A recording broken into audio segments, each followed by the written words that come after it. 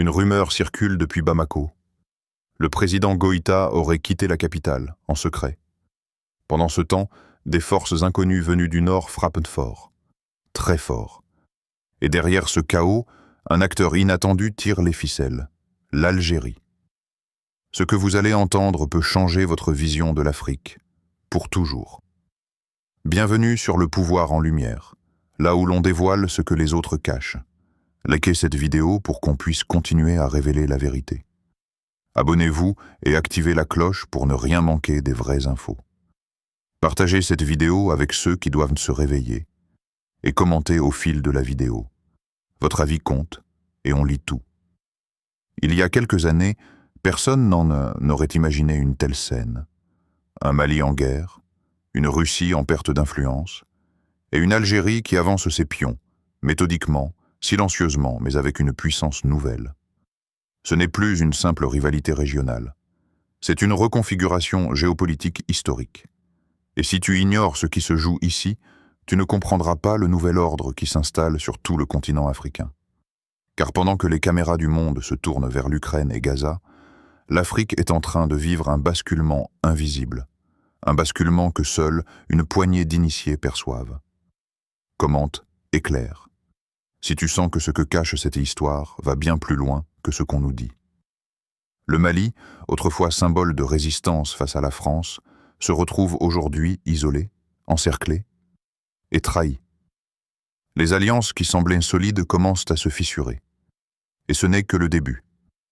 Sous Assimi Goïta, le Mali a voulu rompre avec l'Occident et faire confiance à la Russie. Le groupe Wagner est arrivé en sauveur, promettant sécurité et stabilité. Mais aujourd'hui, les rapports changent. La Russie, affaiblie par la guerre en Ukraine, n'a plus les moyens de tenir ses promesses. Des sources locales parlent de désertion, de tensions internes et même de combats entre factions maliennes. Et pendant que le chaos s'installe, l'Algérie intervient discrètement, mais puissamment.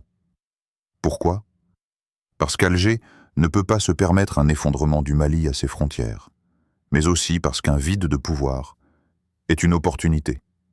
Et ce que l'Algérie prépare pourrait redéfinir l'équilibre de tout le Sahel.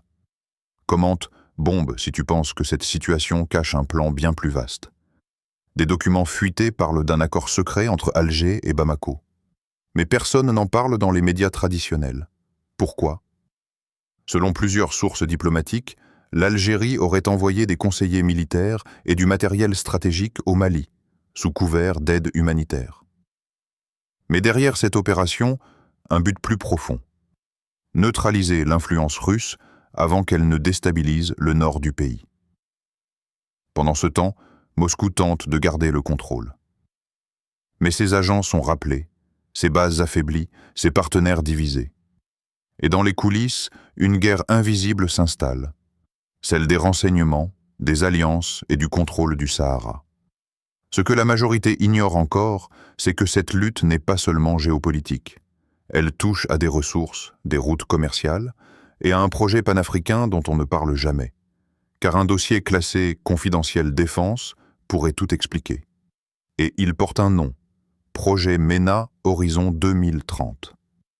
Commente œil, si tu veux que je te révèle dans la prochaine vidéo ce que contient ce projet secret.